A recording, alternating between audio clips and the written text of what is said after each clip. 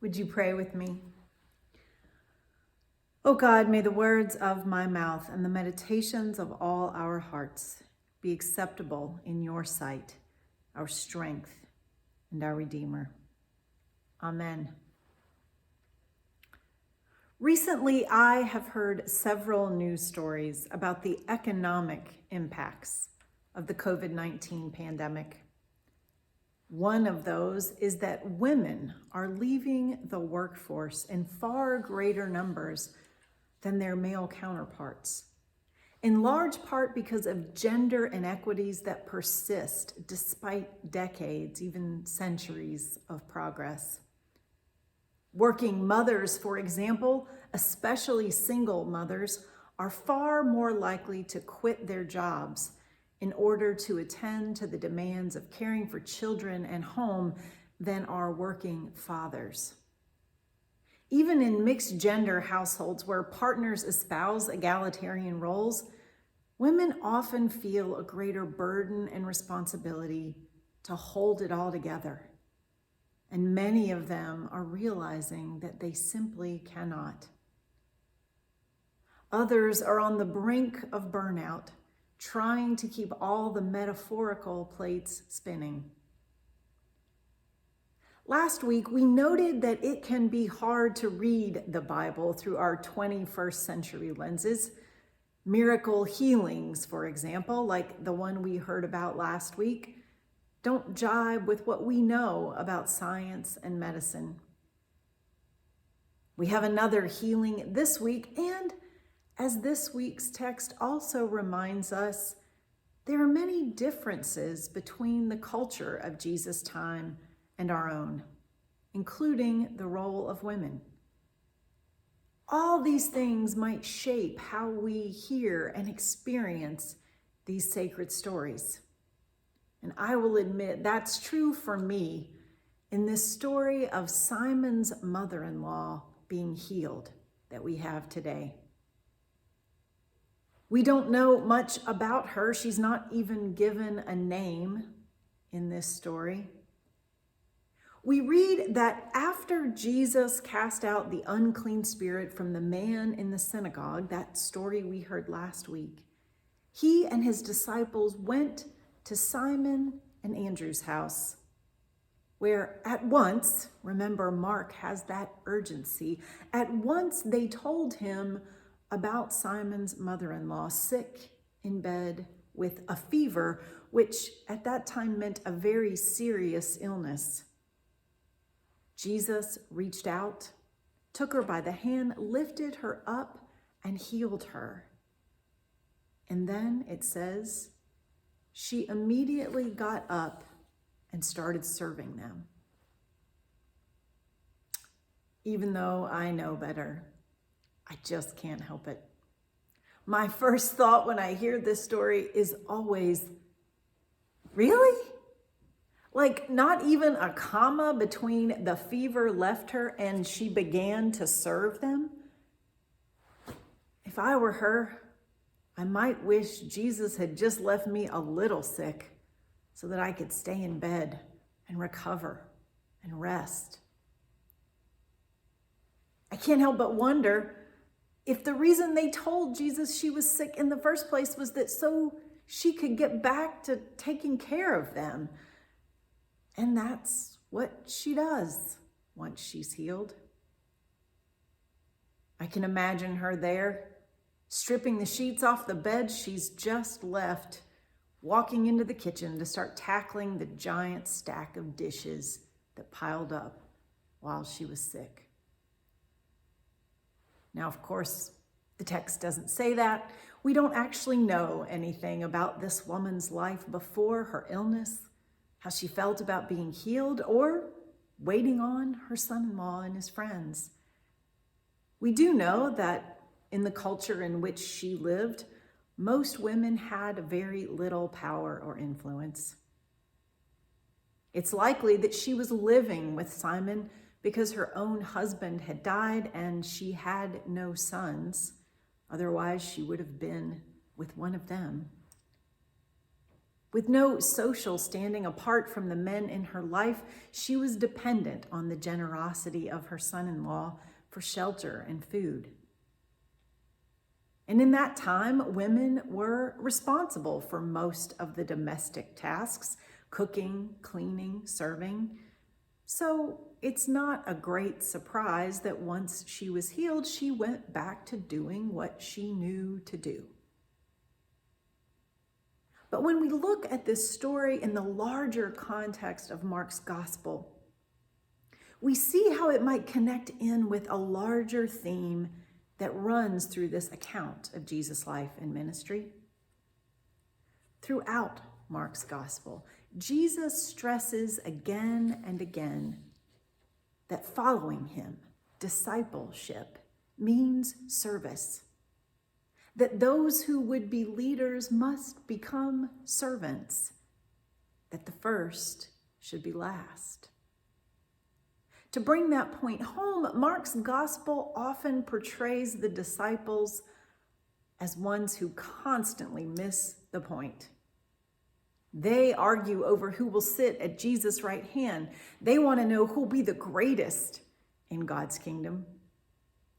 Over and over again, Jesus explains it to them. If you want to be great at serving. And over again, they just don't get it. In some of those stories, you can almost imagine Jesus just shaking his head or rolling his eyes at them. And then in contrast to these dense disciples, Mark's gospel gives us examples of the least important people in society, proving to be the ones who actually get it. And Simon's mother-in-law is the first of several women depicted in Mark as examples of faith in action. Once Jesus healed her, Simon's mother-in-law began to serve them, and that word for serve can also be translated, she ministered to them. It's the same root word for our word deacon. So, in a manner of speaking, you could say Simon's mother-in-law was the first deacon, caring for Jesus and his followers. Later in Mark's gospel, it's the poor widow who demonstrates the true spirit of giving by offering all she had, the widow's mite. That same phrase, offering all she had, is used to describe the woman who anoints Jesus' head with costly ointment.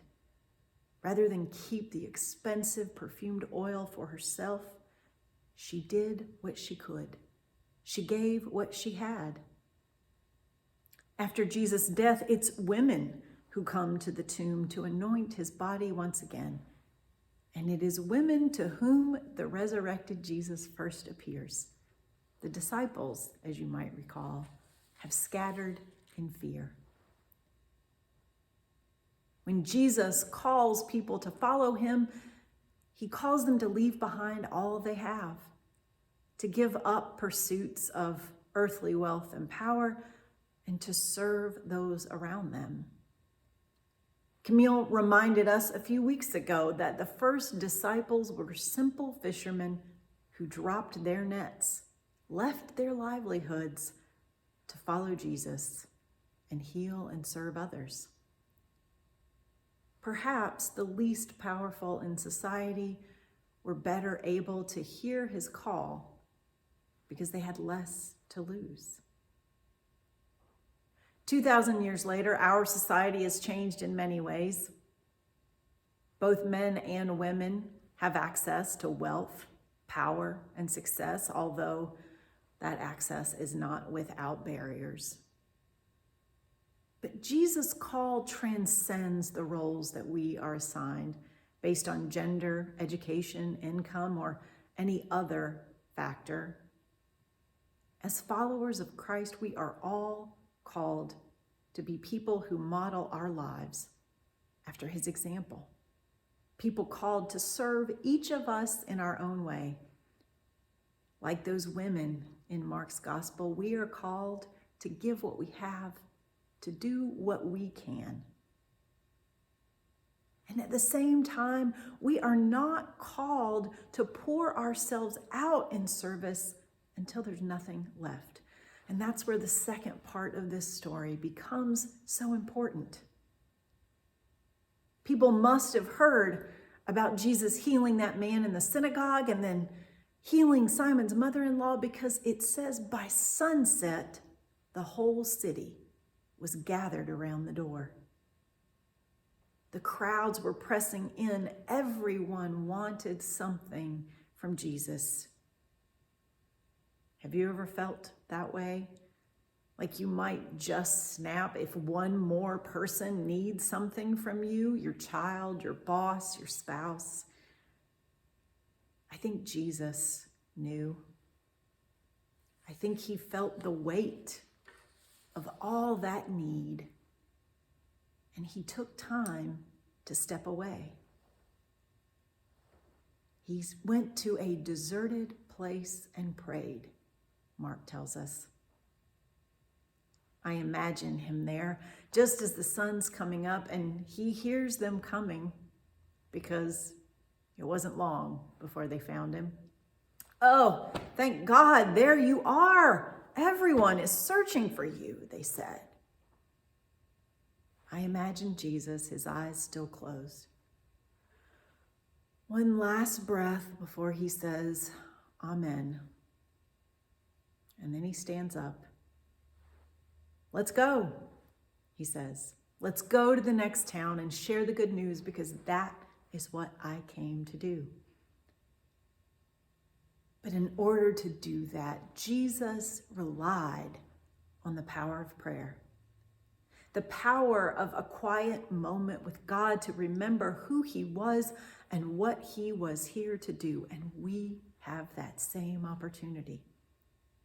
The life of faith requires much of us, and we will need stamina to do what God calls us to do. But we can remember what Jesus taught us.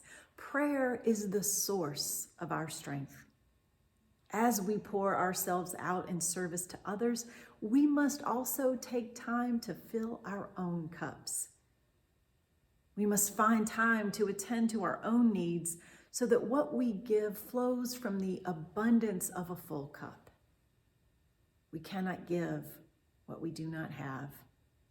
And when we give too much without pausing to allow ourselves to be refilled and refreshed, the result is not loving service. It is work that threatens exhaustion and becomes tinged with frustration and even resentment. Now, the text doesn't say this, but I like to imagine that there in Simon's house that morning, before the sun came up, Jesus saw Simon's mother-in-law already awake, already working on breakfast. "Come with me," he says to her. "Oh, I can't possibly. There's so much to do," she says. "Come with me," he says. Can you hear him speaking to you, inviting you to step away from all that you are carrying, even if just for a moment?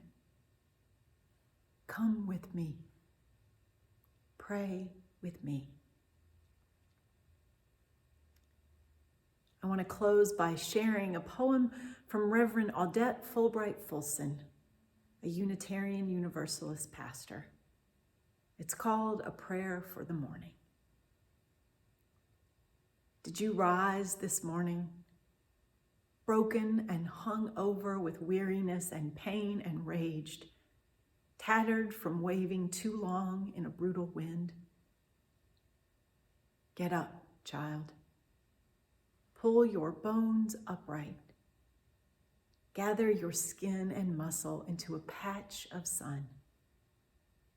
Draw breath deep into your lungs. You will need it, for another day calls to you. I know you ache. I know you wish the work were done, and you, with everyone you have ever loved, were on a distant shore, safe and unafraid.